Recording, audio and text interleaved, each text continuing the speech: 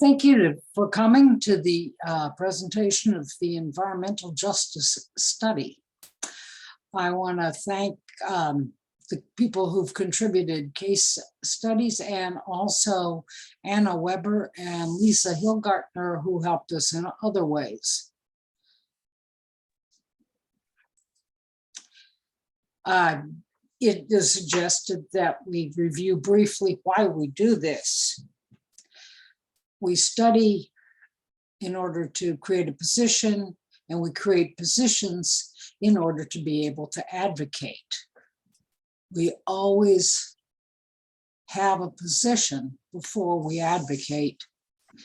And this cycle of study to position to advocacy is called program in lingo. It's why our advocacy carries a lot of weight and isn't easily ignored.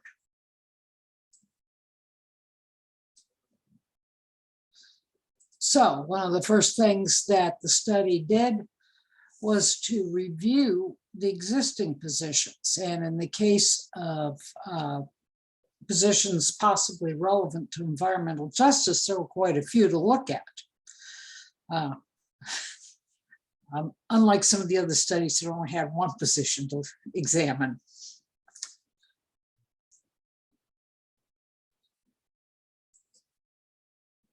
What I shouldn't have gone ahead of it, but what we found was that there was no mention of environmental justice. The most recent positions, public participation and climate change, got bits of it, but nothing has the whole picture. So, and yet it's implied by our concern with clean air and clean water and sensible use of the land. So you probably have heard the definition of environmental justice.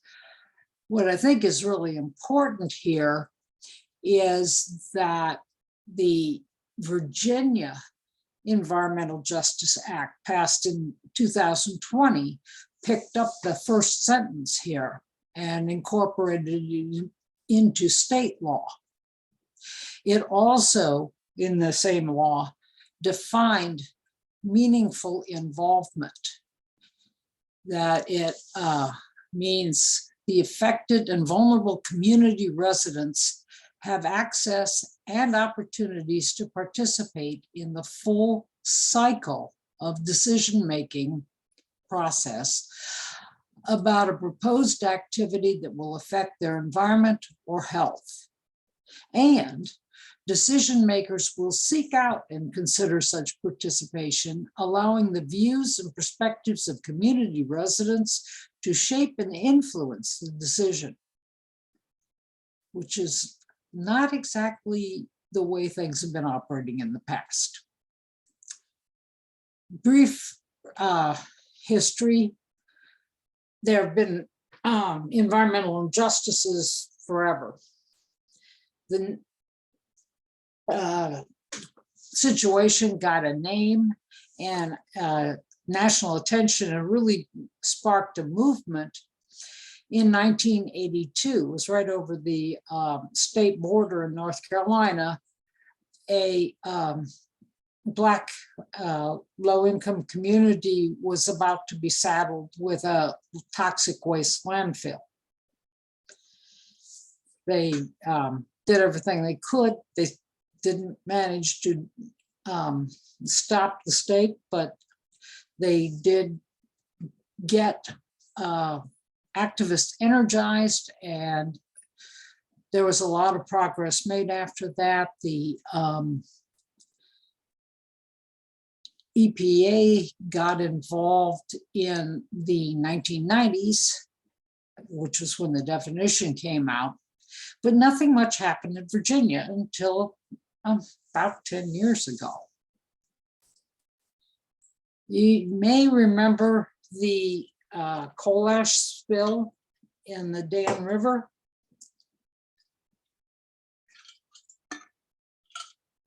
That was only the latest in many such toxic spills, but it got people. And a group of organizations came together into the Environmental Justice Collaborative, which formed itself to advocate for a advisory council on environmental justice, which was established by executive order first, and then later by legislation. Meanwhile, the two big pipelines that were going to carry fracked gas across Virginia, one was the Atlantic Coast Pipeline, which was headed our way, and the other, the Mountain Valley Pipeline, which is not yet dead. The Atlantic Coast Pipeline backers proposed to put a compressor station in a historic Black community called Union Hill in Buckingham County. Well, next thing they knew, there was an organization, the Friends of Buckingham County, going after them, and they fought it through the courts. The Fourth Circuit Court of Appeals gave them quite a scolding because the Air Board had voted to approve it and said, listen, it's not a checkoff box. Meaningful involvement means you involve people, or words to that effect. So around that time, the State Department of Environmental Quality, which is the main permitting organization, not the only one, but the main one, commissioned a report. You'll sometimes hear it referred to as the SKIO report for the name of the company that did it, on how they should revamp themselves to address environmental justice. I'm going to go into it a bit more later.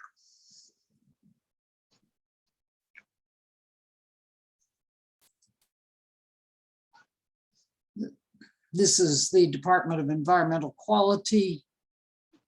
It is a subsidiary under the, whatever you want to call it, a department under the Secretary of Natural Resources, which is part of that gray line, which is the governor's cabinet. So they began to implement the report. The report came out in October of 2020. And here are the first 4 recommendations of this report, which were mostly internal, and a good bit of this was accomplished by the Environmental Justice Act and some other legislation. And under the previous administration, the department began working on all of this. The other 5 recommendations are outward facing and really focus on that meaningful involvement.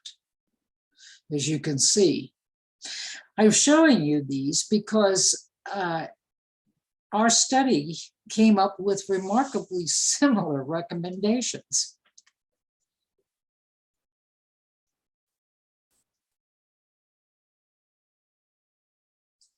And going on to those recommendations. Carolyn, quick question. I saw on that earlier slide that that there was something about citizen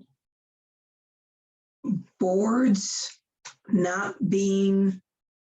What happened was the same air board that approved the Union Hill compressor station took the court's words to heart and rejected a permit for the Lambert compressor station on the Mountain Valley pipeline a couple years later. And well, actually it was last year ago, 2021. So this past General Assembly, 2022, The legislators were shocked, and they decided this cannot stand. So they passed a law taking away from the citizen boards the power to reject permits.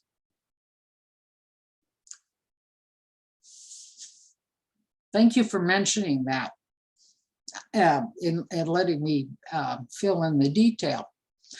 And leading to this, the Virginia Regulatory Town Hall is the gateway to the government, the administrative executive part of Virginia government, the way the legislative information system is to the General Assembly. So to keep up with what the Department of Environmental Quality or the Department of Education or any of these other pieces of state government. Would that also include the State Corporation Commission? That's really outside, they're independent, more or less. Yeah, they cause problems, but okay. In other words, we need to find a way to get at them as well. But all right, keep going. I'm sorry, I don't want to distract. Okay, I wanted to call this to your attention because it's worth bookmarking. And a recommendation that will not go into our position because it's internal is that we as league members get used to year-round advocacy directed at state entities, agencies, and you use this tool to know how and when. I think we're already seeing that with various departments doing things that we don't like. But to move on to the recommendations that will form the basis of our position if we find consensus on them. First of all, to acknowledge that we have in fact got a problem. We have inherited a problem. We have a legacy of injustice that stretches from infamous redlining maps to all sorts of procedures, hazards that seem to always land on the same people. Just down, well, upstream actually, Suffolk seems to have a penchant for sewage spills that always hit this one community that depends on oystering. So our first recommendation is that we advocate that state departments do some soul searching. Secondly, it is past practice that each request for a permit is considered by itself. Well, this favors the developer, doesn't it? They come in, I want to do this, and this will explain it. But if they're the fifth request to do something that affects the same community, where does the community say, wait a minute, this is piling up on us? So incorporating cumulative, downstream, and long-term impacts in the evaluation of projects and permits is our second recommendation. And Buckingham County is the poster child.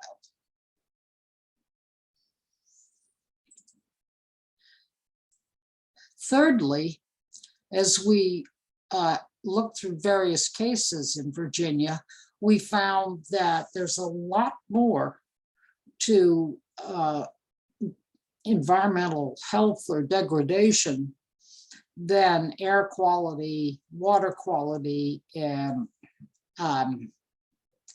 land siting of projects.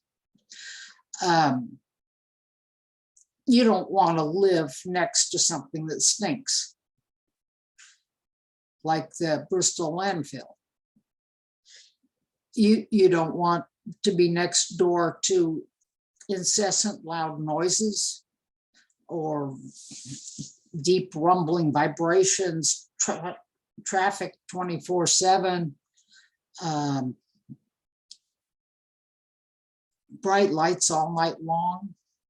These things can make a community unbearable. Also, which we didn't really intend to get into originally, but what we learned persuaded us. There are things like cultural and historical touchstones of a community that make a difference in that community's life and health. What's pictured is the Pine Grove School. It's one of the Rosenwald schools that were established for the education of Black children during the earlier parts of segregation. And it's one of the best preserved. It's also next to Green Ridge landfill that was proposed to expand. It's listed as one of the most endangered historic sites in Virginia. To put it really simply, we need to get past the idea that history means plantations.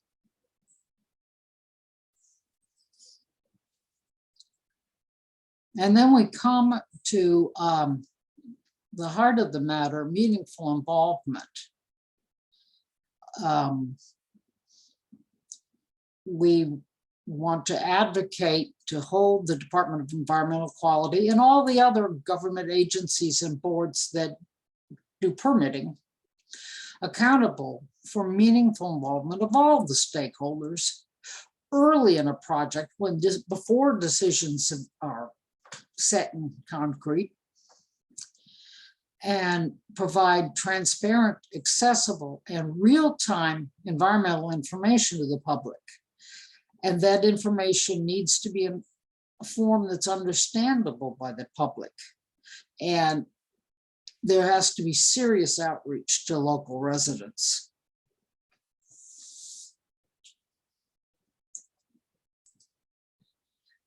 We propose to advocate that the Department of Environmental Quality return to implementing its environmental justice study, which was a very good and thorough proposal. So we want to see that executed.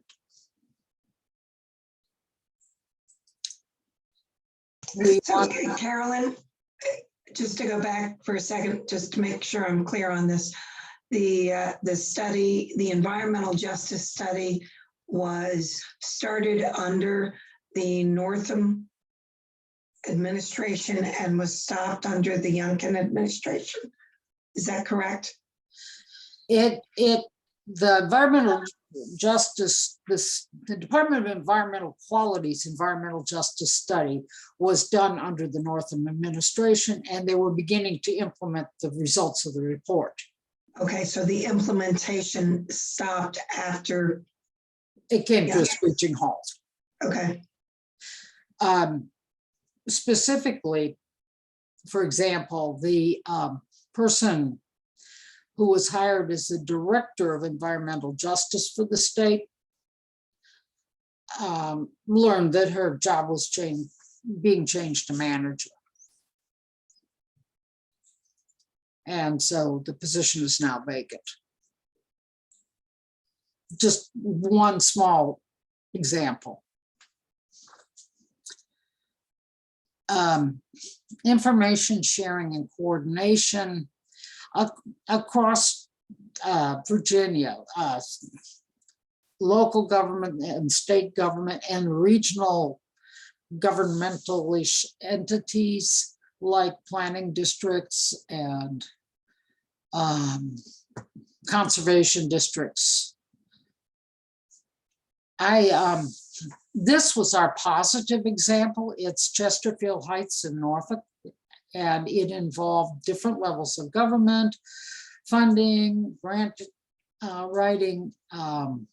Wetlands Watch was heavily involved. ODU was involved. And I think I saw Seneca.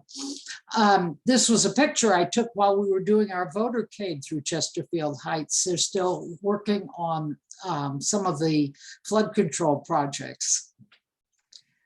They are, if we want to get a tour of that project once it's done, and I think it'll be done sometime this, sometime this winter, so that'll be open in the spring, we can probably arrange that. Wouldn't be a bad idea. I had hesitated to invade people's neighborhood on my own. Where am I? Okay.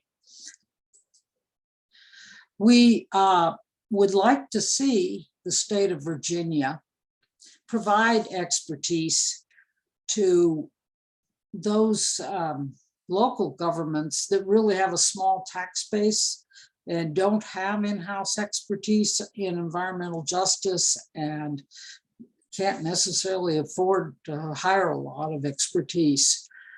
A little bit of that came from our previous study on fracking, because I happen to have been in both studies. We saw that the Taylorsville Basin gas field runs through some very rural counties that acknowledged they did not have the expertise to know whether the companies snapping up leases were a good thing or a bad thing, and really wanted help. The Green Ridge landfill, going back to the Pine Grove School, the DEQ at the time worked with them, the landfill, and they've come up with a better plan that doesn't encroach on the school. So we've seen it can be done. We just think it needs to be done more. And then our final recommendation is funding for independent environmental justice analyses before major permitting decisions. I think we've all seen cases where a developer comes in crying jobs, revenue, and not much about long-term impacts or costs to the community. Again, with our fracking study, we learned that there were tremendous demands on local hospital facilities in rural counties where gas fracking was going on, hydraulic fracking was going on. So I don't know about these. These were just some projects I found that had been approved recently around Virginia, that I wonder what sort of analysis was done. Is a vinyl recycling manufacturer a good thing? I don't know. Or how about a Bitcoin mine? We just think that we should push for stronger analysis. And I owe this quotation to Clara. I think it fits the whole process of study perfectly.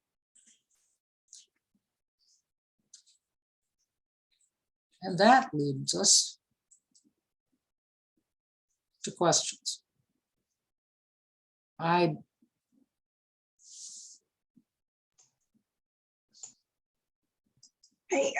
if you can go back 2 slides up.